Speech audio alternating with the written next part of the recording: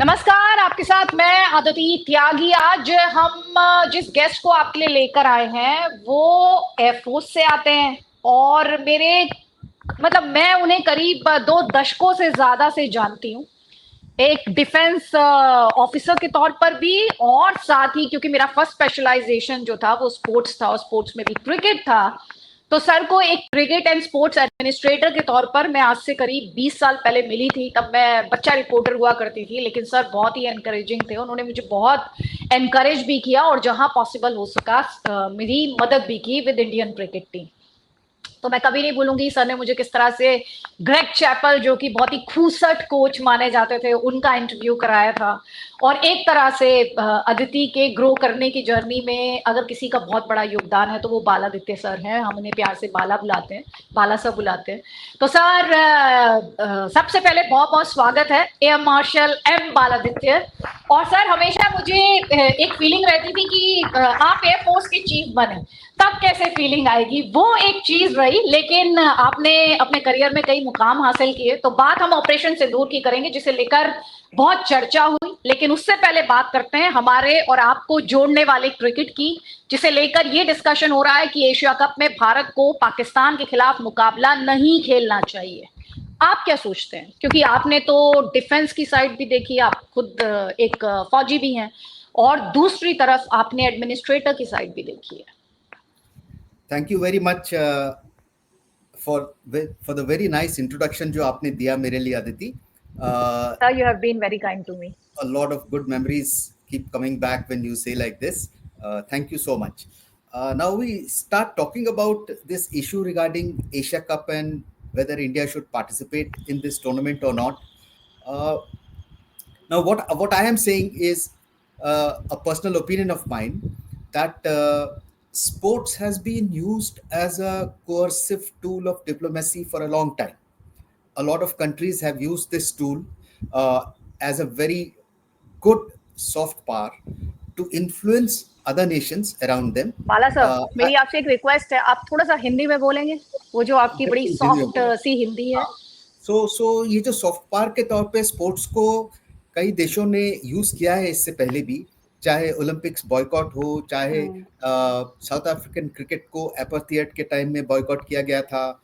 तो इस तरह से देखा जाए, और कल शाम को जो प्रधानमंत्री ने अपना लोकसभा में जो उन्होंने बोला, उसमें एक चीज बहुत क्लियरली उन्होंने बोला कि ऑपरेशन सिंदूर अभी भी चल रहा है। उन्होंने ही नहीं, रक्षा मंत्री ने भी कहा, सीडीएस ने भी कहा कई बार, this has been repeated, the operation is still in progress. ऐसे टाइम पे जब ऑपरेशन चल रहा हो, मेरे को नहीं लगता in terms of good optics it makes any sense that India should play against Pakistan, not in the present context. इस टाइम पे तो मेरे हिसाब से बनता नहीं है खेलना। तो बाला सर, अभी आपने जो आर्ग्यूमेंट्स रेज किए उसमें आपने ये कहा क्योंकि ऑपरेशन सिंदूर जो है वो चल रहा है, तो ऐसे में दोनों कंट्रीज को खेलना नहीं चाहिए। आपने सॉफ्ट पावर का भी जिक्र किया, जो कि स्पोर्ट्स के साथ एसोसिएटेड रहती है, और क्रिकेट इंडिया की एक बहुत बड़ी सॉफ्ट पावर है ऑल ओवर द वर्ल्ड। ऐसे में आप जब ये कहते हैं कि ऑपरेशन स्टिल गोइंग ऑन, तो क्या स्पोर्ट्स और ये जो हम बात कर रहे हैं कि एक ऑपरेशन इस वक्त चल रहा है और बहुत इंपॉर्टेंट ऑपरेशन है, ऐसे में ऐसे एग्जाम्पल्स अतीत से आप हमारे दर्शकों को दे सकते हैं जो ये बताएं कि जो भारत, जब आप ये कह रहे हैं तो कोई बहुत ऐसी बात नहीं कि भारत पहली बार करने जा रहा है, ऐसे एग्जाम्पल्स भरे पड़े। तो अगर मैं क्रिकेट की बात करूं तो कंप्लीट 60s का जो दशक था, उसके बीच में साउथ अफ्रीका को पूरे क्रिकेटिंग वर्ल्ड ने बॉयकॉट किया हुआ था, बिकॉज उनके यहाँ एपार्थाइड था। सो उसके खिलाफ अपना ब्लैक लाइव्स के लिए जो हमारा लार्जर संदेश था, उसको सपोर्ट करने के लिए क्रिकेटिंग नेशंस ने उनको बॉयकॉट किया। उसी तरह से अगर आप देखेंगे 1980 में मॉस्को ओलंपिक्स हुए थे, तो उस समय यूएसएसआर और यूनाइटेड स्टेट्स ऑफ अमेरिका के बीच में, because they had strained relations at that time, उन्होंने यूनाइटेड स्टेट्स ने बॉयकॉट कर दिया था 1980 ओलंपिक्स को। जस्ट आफ्टर दैट 1984 में लॉस एंजलिस ओलंपिक्स हुआ था, तो यूएसएसआर ने बॉयकॉट कर दिया था। सो ऐसे स्पोर्ट्स को लेके कई बार कोर्सिव डिप्लोमेसी किया जाता है देशों के बीच में, एंड ये दिखाते हैं दुनिया को कि हमारी दोस्ती अभी चल नहीं रही है, तो we are not going to participate and play against each other. तो इसीलिए मैं ये कह रहा हूं कि ये माहौल फिलहाल जो चल रहा है ये बिल्कुल ठीक नहीं है कि हम पाकिस्तान के साथ खेलें टिल मैटर्स इंप्रूव। जब आगे अगर सुधर जाएगा then we can consider playing against them, but फिलहाल तो मेरे हिसाब से बनता नहीं है। आपने जैसे कहा कि दोस्ती नहीं है हमारे बीच में इस वक्त। दोस्ती तो खैर भारत पाकिस्तान के बीच रही नहीं, लेकिन मैं बताना चाहती, जो लोग हमें देख रहे हैं, कि सर भारतीय क्रिकेट टीम के साथ गए थे जो पाकिस्तान गई थी in 2005-6, right sir? That 2006, was, yes, जनवरी या टू टू मार्च हम वहां गए थे। हाँ। उससे पहले पाकिस्तान यहाँ आया था 2005-6 में, जब मैं, that was the first time मैं आपसे मुलाकात हुआ था उसी से। जी जी जी। तो और ये वो सीरीज थी जब महेंद्र सिंह धोनी को प्रेसिडेंट मुशर्रफ ने कहा था Dhoni don't cut your hair, तो दर्शकों को थोड़ा सा याद दिलाने के लिए। लेकिन अभी क्या भारत ये इंश्योर कर सकता है हम उसके खिलाफ मैच ना खेले पाकिस्तान के खिलाफ? ये तो सिर्फ एक पहलू, एक साइड हुई, लेकिन पाकिस्तान हमसे पैसे बनाए ये तो भारत को नहीं, और भारत को बर्दाश्त नहीं होना चाहिए। दूसरा ये भी कि क्या भारत ये इंश्योर कर सकता है कि इंटरनेशनल क्रिकेट कम्युनिटी, सिर्फ भारत नहीं, इंटरनेशनल क्रिकेट कम्युनिटी पाकिस्तान का बॉयकॉट करे? क्योंकि अभी आपने अपार्थाइड का जिक्र किया, अभी आपने रंगभेद की बात की, तब तो साउथ अफ्रीका को पूरी वर्ल्ड कम्युनिटी ने बॉयकॉट किया था। टेररिज्म भी उससे कोई कम बड़ी चुनौती तो है नहीं, कोई उससे बढ़िया कम बड़ा चैलेंज तो है नहीं। और खास तौर पर जब आप मासूम लोग जो हैं उनको टारगेट कर रहे हो, उनका रिलीजन पूछ के टारगेट कर रहे हो, कैन इंडिया इंश्योर कि पाकिस्तान जो है उसका बॉयकॉट सिर्फ भारत नहीं दुनिया करे इन क्रिकेट कम्युनिटी? देखिए, डिप्लोमेटिक सर्कल्स में ये कोशिश हमेशा जारी रहता है, बट ऐसा नहीं है कि हमारे चाहने से और नेशंस उनके साथ खेलना बंद कर देंगे, ऐसा नहीं होता। बिकॉज इंटर कंट्री रिलेशनशिप्स एक अलग मतलब मुद्दा हो जाता है। So while India keeps trying, अब जैसे क्रिकेट की हम बात करें तो आईसीसी में इंडियन क्रिकेट का बहुत ज़्यादा पावरफुल पोजीशन है। सो इसके कारण क्या होता है, अगर इंडिया अगर एशिया कप से पुल आउट करेगा, ऐसा नहीं है कि एशिया कप नहीं होगा, बट एशिया कप के जो एडवर्टाइजिंग रेट्स होंगे या मीडिया रेट्स होंगे, जो रेवेन्यू का कलेक्शन होगा, वो that will take a beating, वो तो काफी हद तक मार खाएगा। So that is the way that India will influence, that हम नहीं खेल रहे हैं, आप लोग खेलिए। सो उसमें क्या होगा कि जो बाकी पार्टिसिपेटिंग नेशंस हैं उन सब का जो मीडिया राइट्स और रेवेन्यूज वगैरह जो मिलना है वो नहीं मिलेगा उनको, और मतलब they will get come down drastically if India doesn't play. लेकिन उसमें सर मेरा सवाल ये भी है ना कि ये कॉल कौन लेगा? ये कॉल, क्योंकि अभी तक तो बीसीसीआई की तरफ से ये कहा नहीं गया कि भाई हम नहीं खेलेंगे, पाकिस्तान के खिलाफ नहीं खेलेंगे। मैं नहीं कह रही आप एशिया कप बॉयकॉट कर दीजिए, बट आप पाकिस्तान के खिलाफ जो मैच है उसको तो बॉयकॉट कीजिए। पाकिस्तान के खिलाफ आप खेल कैसे सकते हैं जब आप कि जो मासूम निर्दोष लोग हैं उन्हें मारा जा रहा हो? आपने खुद एक टेक्निकल पॉइंट का जिक्र किया कि भाई operation is still going on, तो आप कैसे जाके पाकिस्तान के खिलाफ खेल सकते हैं? बहुत इंपॉर्टेंट बिंदु है, महत्वपूर्ण बिंदु है, क्योंकि इस पर कोई ये कहकर बात नहीं कर रहा कि ऑपरेशन चल रहा है तो आप कैसे खेल रहे हैं, क्योंकि ये एक बहुत बड़ा पॉइंट है। तो मैं आपसे ये जानना चाहती हूँ, कॉल गवर्नमेंट को लेना होगा। बीसीसीआई क्यों नहीं ये कॉल ले पा रहा? अभी क्यों नहीं ये कह पा रहा कि भाई नहीं खेलेंगे, हम नहीं खेलेंगे? जो आप और मैं कह पा रहे हैं, जो एक आम भारतीय कह पा रहा है, वो बात बीसीसीआई क्यों नहीं कह पा रहा? आमतौर पर बीसीसीआई वही करता है जो नेशनल पॉलिसी मेकर्स जो उनको एडवाइस देते हैं, बीसीसीआई वही करता है। आज तक हमेशा ही ऐसा किया है बीसीसीआई ने कंसिस्टेंटली, खास करके जहां तक पाकिस्तान के साथ खेलने का सवाल है। तो इस बार भी I don't really blame BCCI right now, may be in at a future date national policy makers की तरफ से उनको इंडिकेशन मिलेगा इंडिया को खेलना चाहिए नहीं खेलना चाहिए। सो उसी के हिसाब से बीसीसीआई कॉल लेगा। नाउ बीसीसीआई का कॉल दो तरह के हो सकते हैं, या तो वो एशिया कप से टोटली विड्रॉ कर ले, या फिर एशिया कप खेले और पाकिस्तान वाला मैच हम सरेंडर कर दें, तो मतलब हम वी डू नॉट फॉरफिट कर पार्टिसिपेट इन दें। दैट, हाँ हम खेले ही ना उनके साथ में। तो वो हो सकता है एक बार हो, ग्रुप स्टेज में हो सकता है, नॉकआउट स्टेज में हो सकता है फाइनल्स में हो, जब भी हो हम ये स्टैंड पहले ही ले रखेंगे कि हम उनके साथ नहीं खेलने वाले। तो अब कई बार टूर्नामेंट ऑर्गेनाइजर्स के लिए ये बहुत बड़ा प्रॉब्लम हो जाता है, बिकॉज अगर बाय चांस ये टीम्स 3 बार या 2 बार खेलते हैं एक दूसरे की, मतलब ड्रॉ के हिसाब से अगर उनका टर्न आता है खेलने के लिए और बार बार अगर इंडिया ना खेले उनके साथ, तो टिकट सेलिंग हो गया, खास करके नॉकआउट स्टेज में प्रेडिक्ट करना मुश्किल हो जाता है कि कौन कौन से टीम्स, 4 टीम आएंगे और फाइनल्स में कौन सी टीम्स आएंगे। सो ऐसे में क्या होता है कि अगर फाइनल्स मान लीजिए इंडिया आता है और मान लीजिए पाकिस्तान आता है और इंडिया मना कर दे खेलने के लिए, तो क्या होता है, the whole final becomes a problem. इसलिए sometimes it is better that हम खेले ही ना इस टूर्नामेंट में, रादर देन जस्ट से कि हम खेलेंगे लेकिन इनके साथ नहीं खेलेंगे। अगर नहीं खेलेंगे तो पेनल्टी होगी। हाँ तो ठीक है, वो पेनल्टी को हम भुगत लेंगे, उसमें क्या नहीं नहीं, बस वो मैं समझ गई। मैं ये नहीं कह वो रही कि तो हमें पेनल्टी भरनी पड़ेगी तो इंडिया को खेलना चाहिए, ऑफ कोर्स नॉट। बट वैसे रूल, टूर्नामेंट रूल्स के हिसाब से मैं समझना चाह रही थी कि अगर भारत नहीं खेलता है तो उसमें उसके ऊपर जुर्माना लगेगा। Asia cup normally Asian cricket council के दायरे में आता है। It like just like a world cup comes under the overall umbrella of ICC के अंदर में आता है world cup. Asian cricket council के अंडर में एशिया कप आएगा। सो इस काउंसिल में जो लोग बैठे हैं और वहां पे भी हमारे लोग बैठे हैं, तो उनको ये डिसाइड करना पड़ेगा कि ये पेनल्टी लगाएं, क्या किया जाए।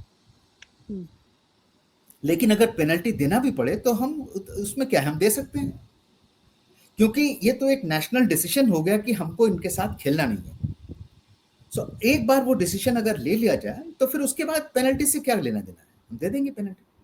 लेकिन ये भी तो है ना सर कि अभी इतने दिन हो गए, हम लगातार देख रहे हैं, आउटरीच देख रहे हैं लोगों में। हमने पार्लियामेंट में भी सुना असदुद्दीन ओवैसी जैसे नेता बोले कि मैं कैसे मैच देख लूंगा। आप भी खुद भी, क्योंकि मैं खुद बहुत जम्मू कश्मीर में टाइम बिताती हूँ, जिस तरह से उसने पाकिस्तान ने टेरर को स्पॉन्सर किया है, पाकिस्तान के नाम में सिर्फ पाक है, बाकी तो सब कुछ नापाक ही है उसके बारे में। तो यहाँ पे जो पब्लिक में आउटरीच है वो बढ़ रहा है। अगर एक ये सिचुएशन आती है, अगर कि मैच बीसीसीआई कॉल ऑफ नहीं, बीसीसीआई नहीं कहती कि भाई हम पाकिस्तान के खिलाफ नहीं खेलेंगे, एक डिस्कशन ये चल रहा है अगर प्लेयर्स बॉयकॉट कर दे, वो स्थिति क्या होगी?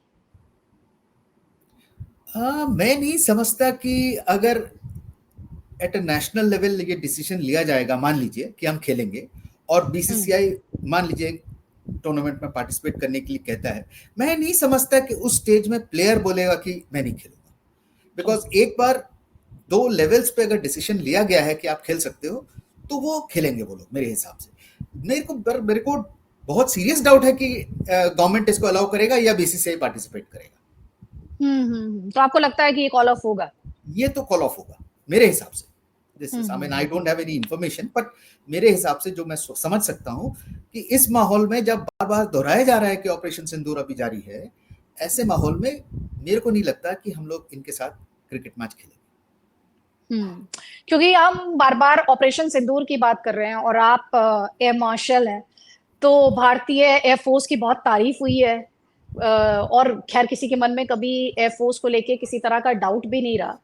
आपसे जो पार्लियामेंट में डिस्कशन हुआ, कुछ लोगों ने कुछ सवाल पूछे थे, मैं आपसे पूछ रही हूँ। कुछ लोगों ने कहा कि अरे दूर से क्यों टारगेट किया, अब शायद उन्हें पता नहीं है कि प्रिसिशन स्ट्राइक दूर से ही टारगेट की जाती है। तो कुछ ने कहा कि अरे दूर से क्यों टारगेट किया, फिर कुछ ने कहा कि कितने किलोमीटर नींबू मिर्ची वाले जो विमान थे वो कितने किलोमीटर उड़े, कुछ ने पूछा कितने जेट गिर गए। तो ये जो सवाल पूछ रहे हैं, रूल बुक क्या कहती है अगर इस तरह के सवाल हैं, और हम और आप बार बार ये कह रहे हैं ऑपरेशन तो अभी चल रहा है, तो रूल बुक क्या कहती है? मैं रूल बुक के बारे में जानना समझना चाहती हूँ। रूल बुक ये अलाउ करती है कि आप बात करने बैठ जाए कि मैंने इतने विमान भेजे थे, उस विमान में ये हुआ, ऐसा हुआ, वैसा हुआ? Does the rule book allow?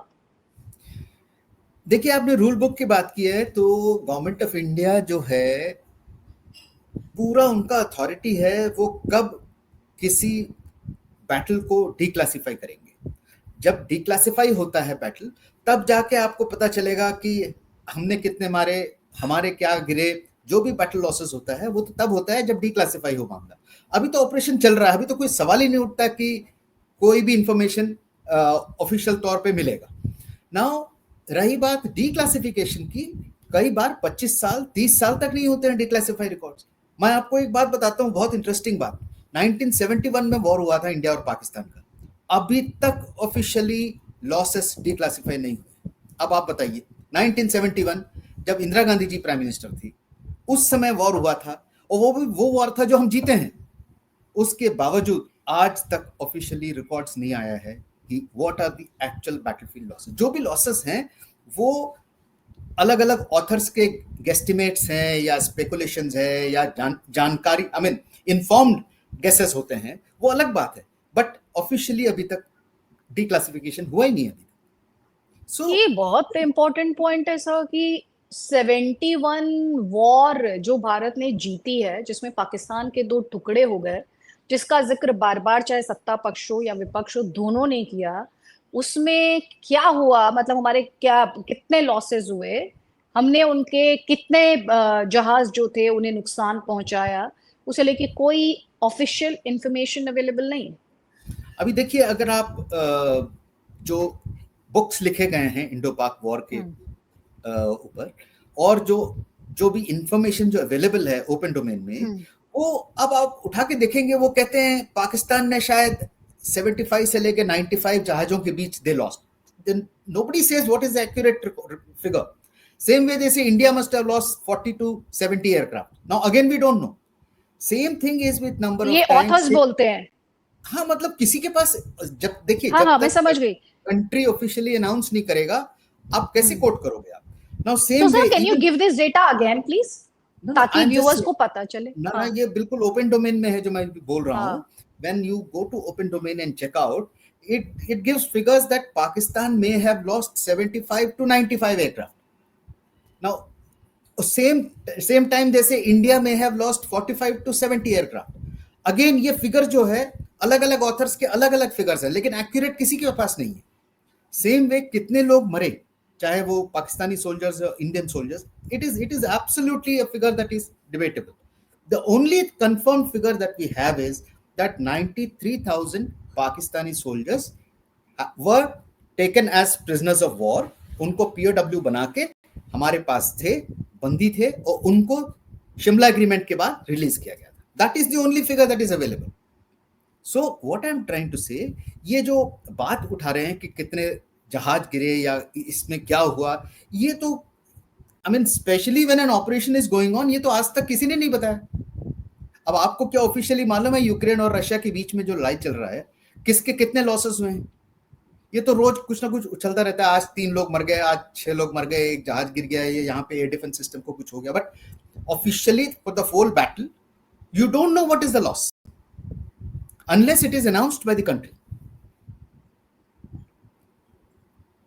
और कंट्री कभी भी जब वॉर चल रही है तब तो अनाउंस नहीं करेगी, करते ही कोई भी नहीं करता है। सो ये पता नहीं क्यों इस बात को लेके एक बहुत बड़ा इशू बनाया जा रहा है कि ट्रांसपेरेंसी होना चाहिए। किस बात का ट्रांसपेरेंसी? देखिए, जब नेशनल सिक्योरिटी आता है ना सामने, so there are lot of things that are not spoken about in the open domain.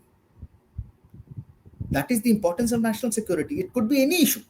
It is not just war fighting machines. It can be any issue which involves national security. There is nothing called transparency there. और आप मेरे ये बताइए कौन सा देश है जो बता रहा है? फॉरगेट इंडिया, आप बताइए कोई भी देश हो इस दुनिया में इंक्लूडिंग द यूनाइटेड स्टेट्स, कोई भी नहीं बताता है अपना एक्चुअल स्टेट।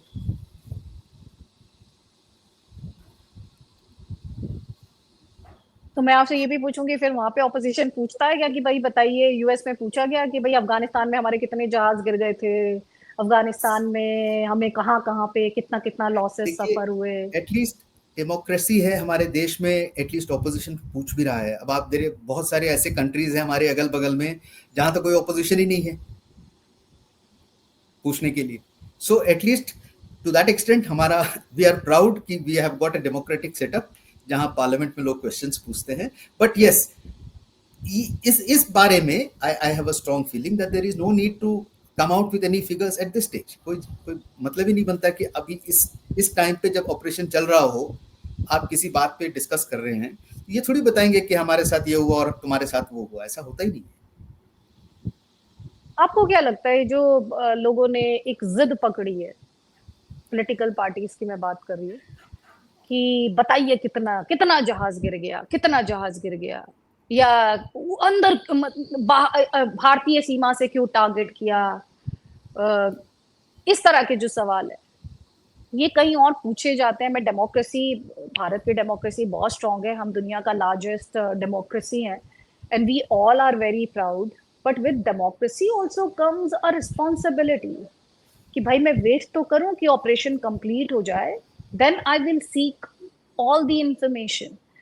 जब आप अपनी लड़ाई अभी लड़ ही रहे हैं तो आप क्यों जानना चाहेंगे मेरे कितने जेट गिर गए? अभी आपने कहा जैसे कि 71 वॉर को लेकर ओपन डोमेन में जो डेटा अवेलेबल है दैट क्लेम्स कि शायद 45 से कितना, शायद आपने 70 करेक्ट। जेट्स को बोला कि भारत ने खोए, जबकि वो बैटल भारत ने जीती थी। तो ये जिद, आपको लगता है कि politicians are interfering in the domain of defence forces जिसकी कोई नहीं जरूरत नहीं नहीं नहीं, है? I won't go to that extent. देखिए, hmm. First of all I don't align myself with any political party, no no, but I what I know am that. Trying, हाँ, but what I am trying to say is, मैं जो कहना चाह रहा हूँ कि ये शायद वो सोचते हैं उनका काम है पूछना तो पूछते हैं, लेकिन और जो गवर्नमेंट है वो डिसाइड करेगी बताना है नहीं बताना है। अब कल बहुत प्रोबिंग क्वेश्चन पूछे गए थे कल पार्लियामेंट में, लोकसभा में देर रात तक, लेकिन जो बताना है वही बताया,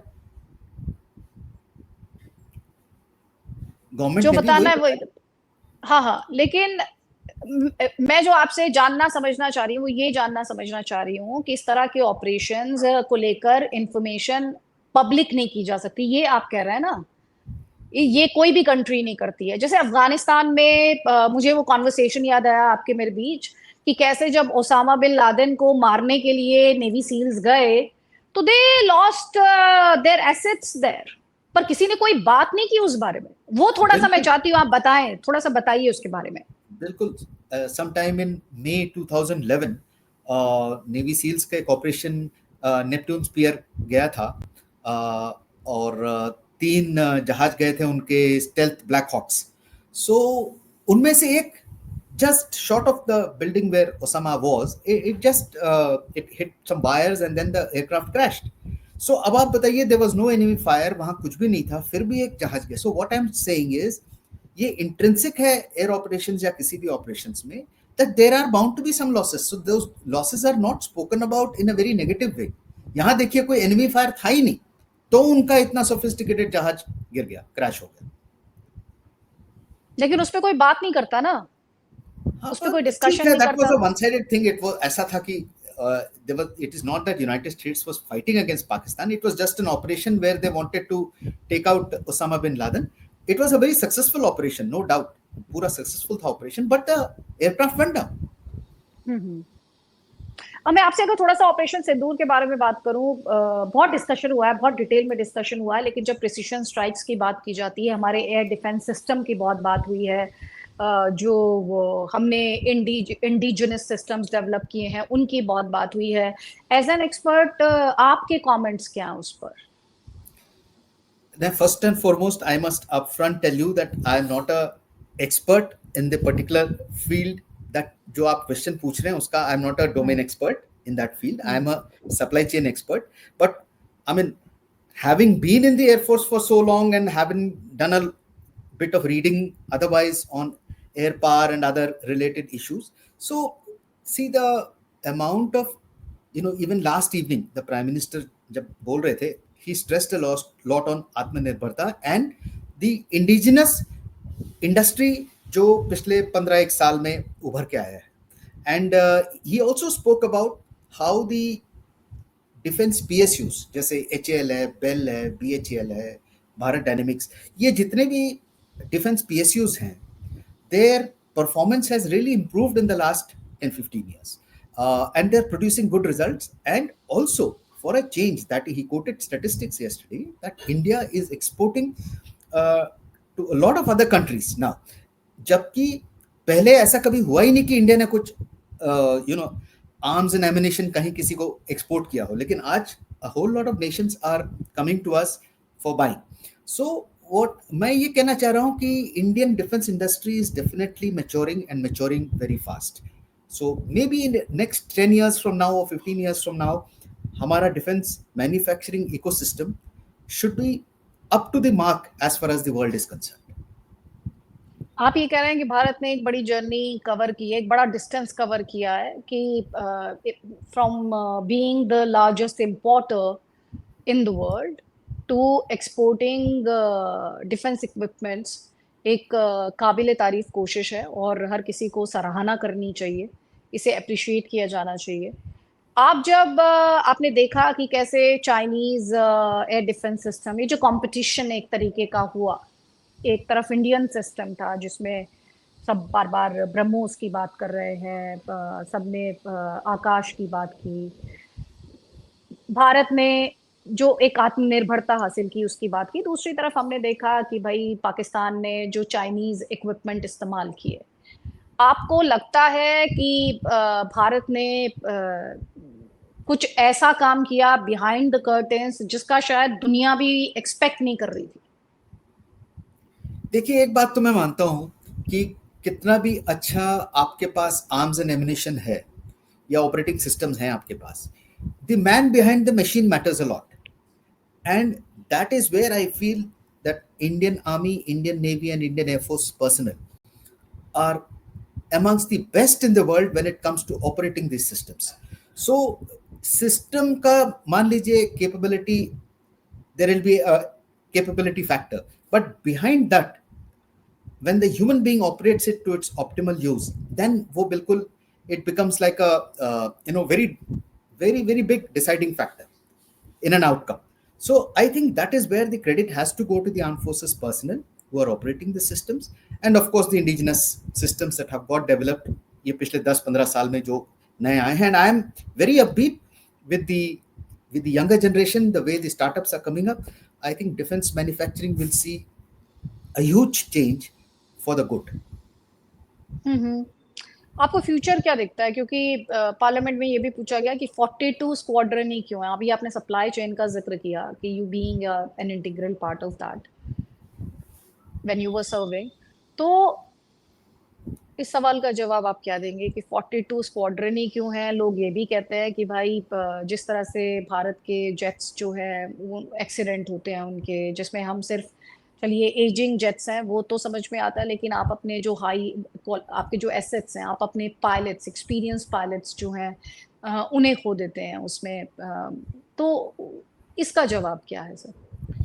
नहीं, देखिए, when we talk of aging aircrafts now, recently the Air Force and government has also announced that MiG-21s will be phased out shortly, and I mean in a progressive manner, the other aircrafts also which are aging will be phased out, and Jaguar as is and part when of the that. phasing out happens, then new inductions take place. Like हमारे यहाँ the LCAs are going to be brought in large numbers. There will be more Sukhois coming in, and there could be new contracts for new aircrafts also coming in. So what happens is, this figure of 42 squadrons is fine theoretically, but what happens is it could be plus 5, minus 5 at any given time. It is not possible that you will be always at that figure of 42. See, there are a lot of constraints which come in. अब आपको अगर एक fleet खरीदना है, there are a lot of money involved, and then there our aviators decide what are going to be the SQRs based on which the aircraft has to be procured. So before going in for a contract, it is a very long drawn procedure with which you shortlist a particular aircraft or a system, and having done that, then the induction happens. So 42 as a figure is always not possible, but that is not so important in our context. As long as we maintain our credible threshold level, I think we should be okay to take on anybody. आपको future क्या दिखाई देता है लड़ाई का? अभी हम Russia Ukraine war का आपने भी जिक्र किया था, और अभी ईरान इजराइल की वॉर हुई, तो कई लोग कहते हैं कि आने वाले टाइम में drones would take over, they would be playing a key role. ये जो एयर वॉरफेयर है, इसका फ्यूचर आपको क्या दिखाई देता है? And should there be more focus on the squadrons, or do you think India should explore other territories as well? देखिए, when you talk of warfare, it's a spectrum. अब आपको क्या है कि जितने भी opportunities available है technologically, वो सारे आप all of them you'll put to use when you prepare for war. It is not just that you're only building ships, or you're only preparing for land battles, or you're preparing only for air battles. Now this new concept of drones has come in. अब drones के साथ क्या होगा, उनका the range of operation for drones is going to increase a lot, and so उनका payload capacities increase होगा, उसके साथ साथ में they will develop a whole lot of other features. So the future is going to be totally technologically driven, and it's very difficult to predict कि आज से 10 साल बाद which particular medium is going to be used more. You see, it all depends on the situation. Abhi, in a particular situation, the army is used more. In a particular situation, the navy is put into service, and in particular situations, air force is pressed into service. So it all depends on the situation that develops.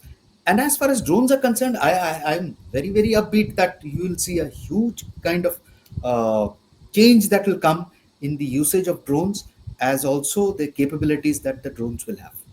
But very difficult to predict now, because with the kind of technological changes that are happening, and abhi to AI वगैरह भी आ जाएगा, I mean things will change dramatically as far as the complete warfare is concerned.